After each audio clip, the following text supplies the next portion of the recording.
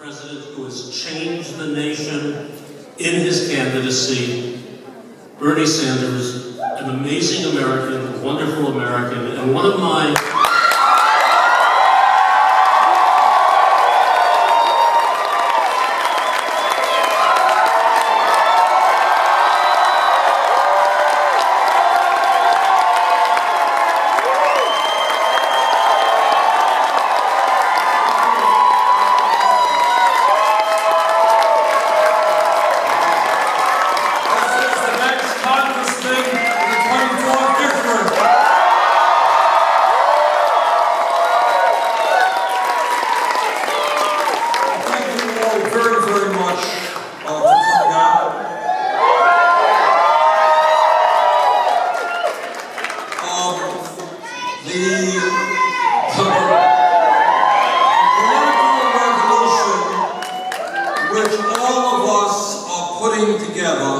is not just about one election, it is about transforming this country. And we cannot transform this country and what the political revolution is about unless we bring millions of people into the political process. It is about creating a government which represents all of us, not just the few. But to make that happen, we need strong members of the U.S. Congress, members who have the guts to stand up to powerful special interests, members of Congress who are prepared not just to spend their lives raising money from wealthy people, but to be working and representing the ordinary people of their communities. Eric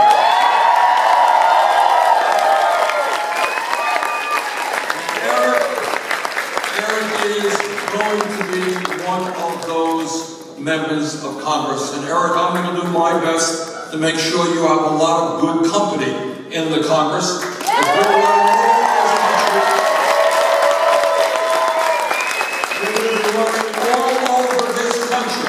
To elect excellent members of the Congress like Eric. We're going to be working hard to elect people to the school boards, to the city councils, to mayor seats, to the state legislature.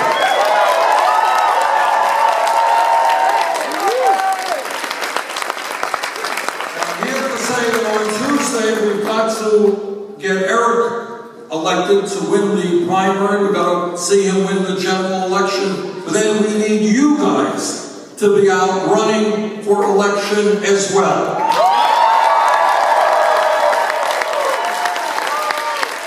Don't be intimidated, it ain't that hard. I'm a member of the United States Senate. Many of you know quite as much as many of my colleagues about the important issues.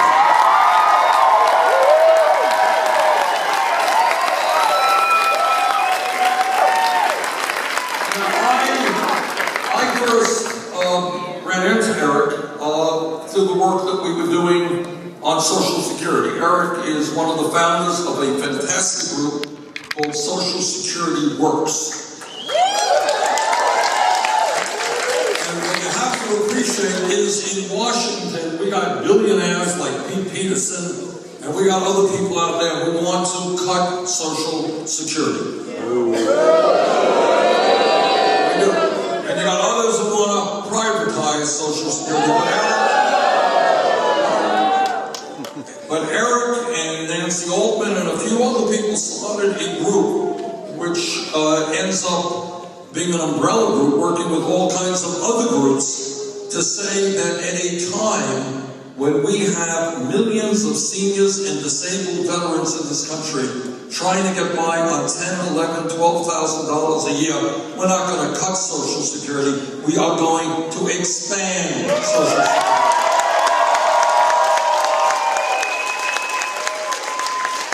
And I can honestly tell you, I was there working hard on this issue, and I can almost remember the day when an agreement was this close to being reached, which would have cut Social Security.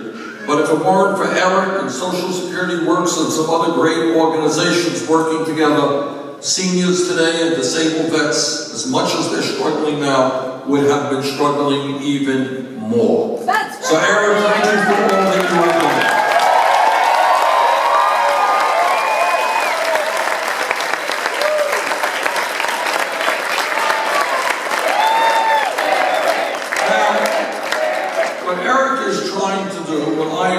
What we all are trying to do is to take on a political system which is quite broken. Let me ask you a question. I want you to think about it. There is going to be a primary on Tuesday, which is June 28th. Okay, now I want you to think about it.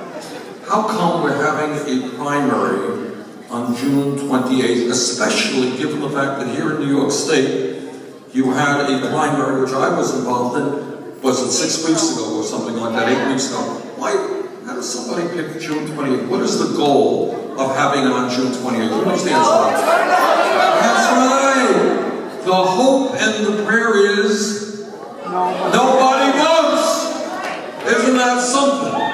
And this comes after the primary that we had in New York State, where 3 million people were ineligible to vote because they chose not to label themselves as Democrats or Republicans, but as independents.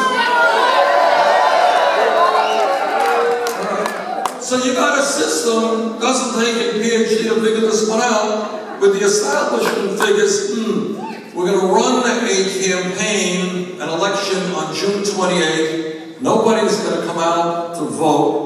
We have our own machinery, we know our own people, we can bring out some people and we'll stay in power.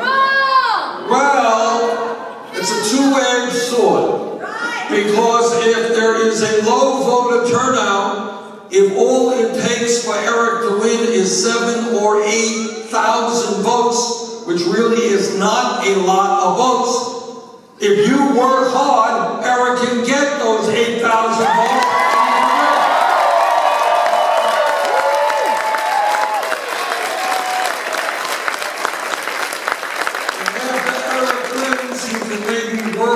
Making the system a little bit more open. Maybe we can work to end closed primaries in New York State.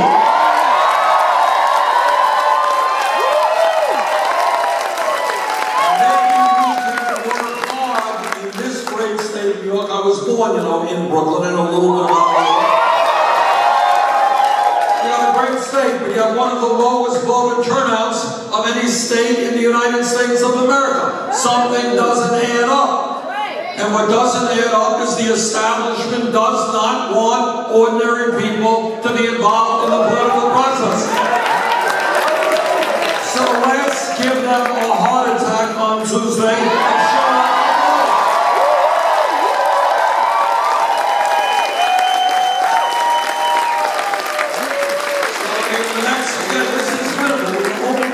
With 7,000 to 8,000 votes, we can get those votes if people are prepared to work hard, to make sure that people come to the polls, make phone calls, knock on doors, do all of the things that Eric's campaign has in place for you to do. Now, Eric is going to win this election because he's talking about Social Security, which is very important, but he's talking about a whole range of other issues. He's talking about the fact, as he just mentioned, that the middle class of this country is disappearing. That millions of our people here in New York State, all over this country, in my own state of Vermont, people are working 2 or 3 jobs, and yet almost all new incoming wealth is going to the top 1%. And the rich get much richer. And then what they do is they use all of their money to invest in candidates who are going to make them even richer. And that's why, as Eric indicated, we've got to overturn this disastrous Supreme Court decision on Citizens United.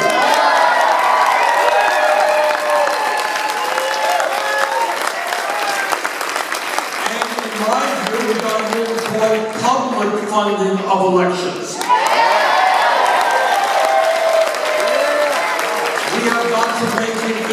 easier, not harder, for people to vote. You know, voting in a democracy is your right. You should not have to go through all kinds of hurdles. It's your country, it's your government.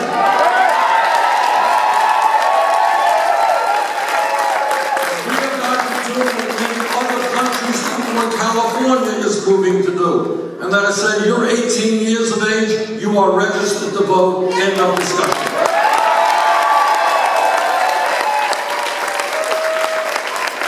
And we need an economy. We need an economy that works for all of us, not just the people on top. And that means we have got to raise the minimum wage to $15 an hour.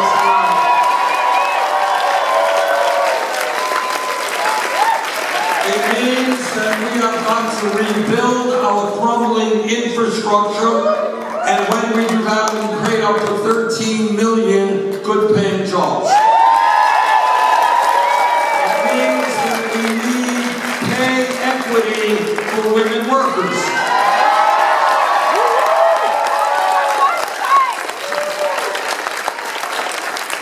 It means that we need a new trade policy so corporations invest in New York State and Vermont, not in China or Mexico.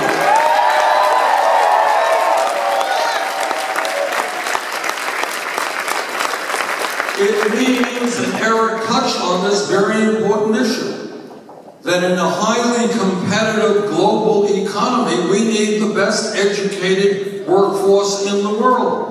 And that means that in the year 2016, we have got to recognize that when we talk about public education, it's no longer good enough just to talk about first grade through 12th grade. That was great 50 years ago. The world has changed, the economy has changed, technology has changed, education must change. We need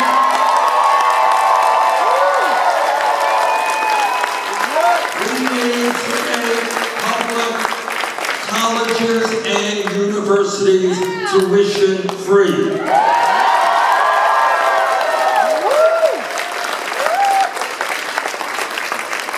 And when we talk about the issues facing our country, there's no issue that is more important than the grotesque level of income and wealth inequality that we are experiencing right now. We have a system which is rigged, which is immoral. And I want all of you to keep these numbers in mind. Right now, the top 1/10 of 1% owns as much wealth as the bottom 90%. Top 20 people, 20 people. There it is, this number of people right here. Congratulations, you own more wealth than the bottom half of America, 150 million people.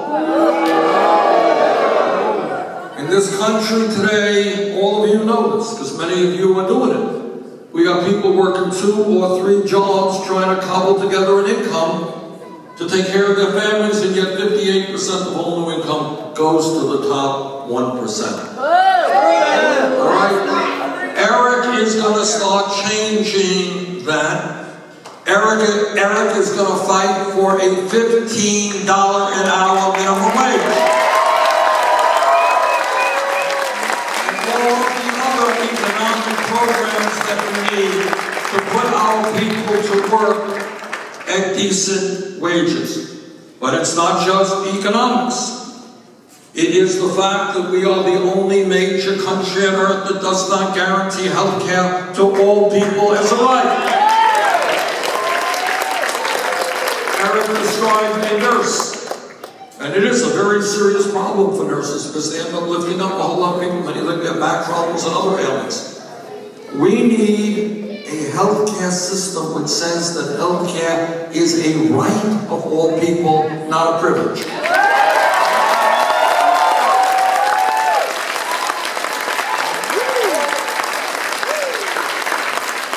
System we have today is enormously wasteful, it is dysfunctional, it is incredibly bureaucratic, and it is incredibly expensive. You know, the United Kingdom is getting a lot of attention today because of the Brexit thing. But what you should know about the United Kingdom, you should know about, Donald Trump is visiting Scotland. Well, he may want to go into, if he injures himself there, they're going to take him to the hospital and they won't charge him anything, because in the UK, you go to the doctor and you go to the hospital virtually free of charge. Because they believe that healthcare is a right. Every other major country believes that healthcare is a right. I believe that healthcare is a right, and that's what we're talking about.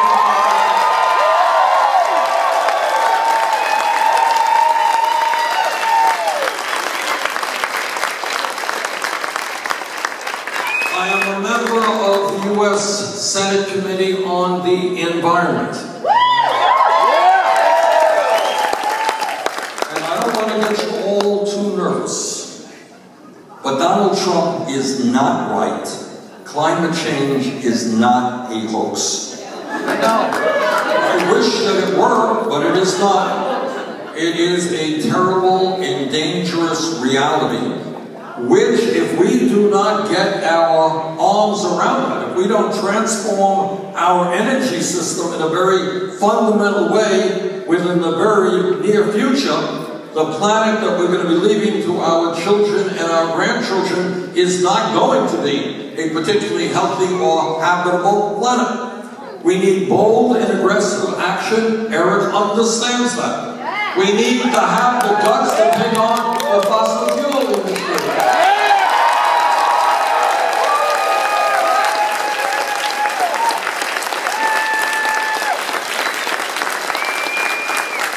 And to tell them that their short-term profits are not more important than the future of this planet. So what we need to do is invest heavily in wind, solar, geothermal, other sustainable technologies, do a much better job in transportation, energy-efficient transportation, public transportation, do a much better job in energy efficiency. The United States can lead the world and help save this planet if we get our act together. People like Eric will enable us.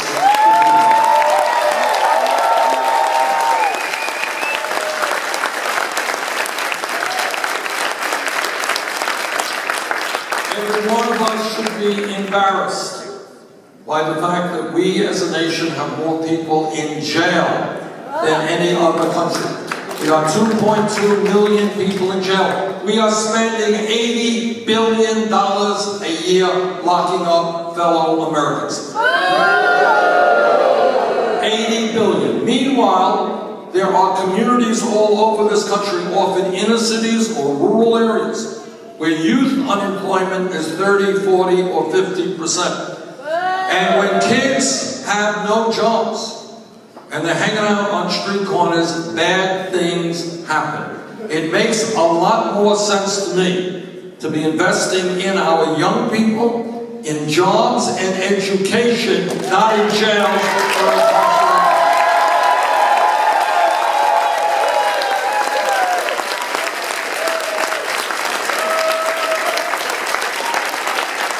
From top to the bottom. I won't go through the whole thing. My website has a whole long set of issues. But we need real reform of a broken criminal justice system. And among many other things, it means rethinking the so-called war on drugs.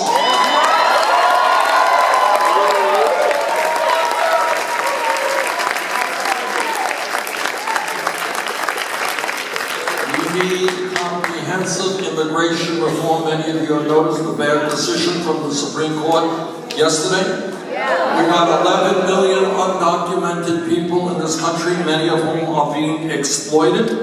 And we need to own up and pass comprehensive immigration reform and a path toward citizenship.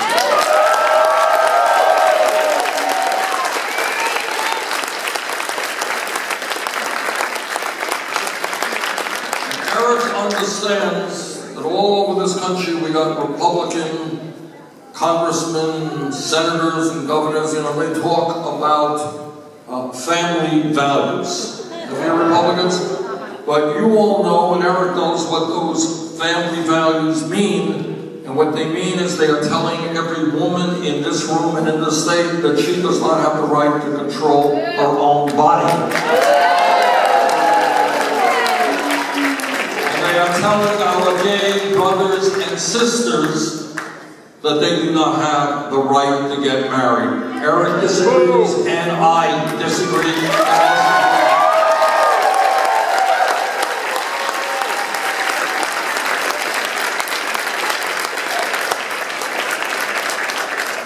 What the political revolution is about is, and New York State is as good an example as possible, and this primary on June 28th is a wonderful example of what we are taking on. What the system wants, what the establishment wants in 100 different ways is to protect the political elite and to protect the big money interests and to do everything possible to keep people from standing up and participating in the political process. Our view is exactly the opposite.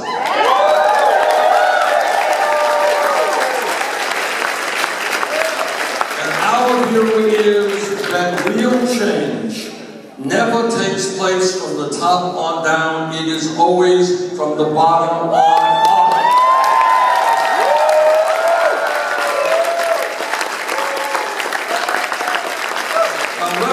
Right now, let me give you some examples about how real change takes place. I mentioned you Social Security and the work that Eric did. That was because millions of seniors petitioned Congress. And I had those petitions by the millions. Don't cut Social Security. And Congress began to get the hint. It is raising the minimum wage that came about, the 15 bucks an hour, because workers in the fast food industry had the guts to go out on strike.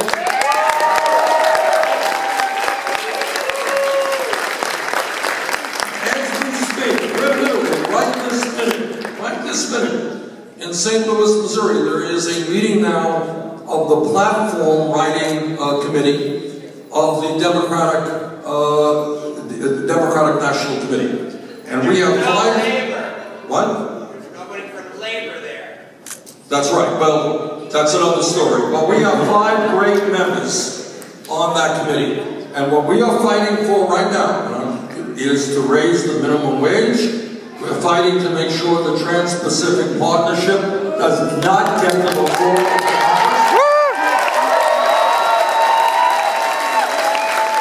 We are fighting to bring up the large Wall Street banks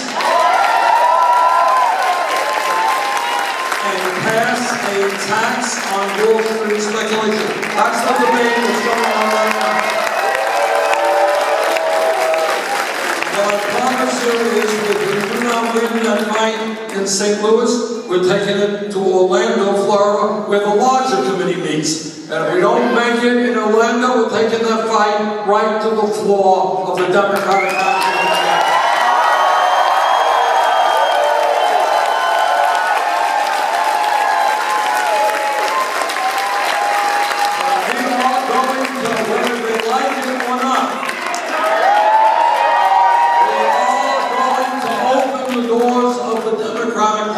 They're going to have to start meeting some of their neighbors. They're going to have to start making room for some new energy in the Pacific.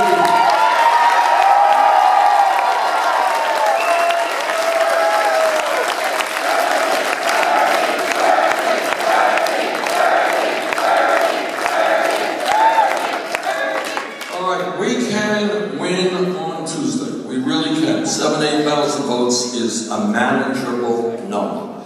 All right? But we can't do it without your help. So I would hope, where is Eric's campaign manager? Campaign manager, where are you?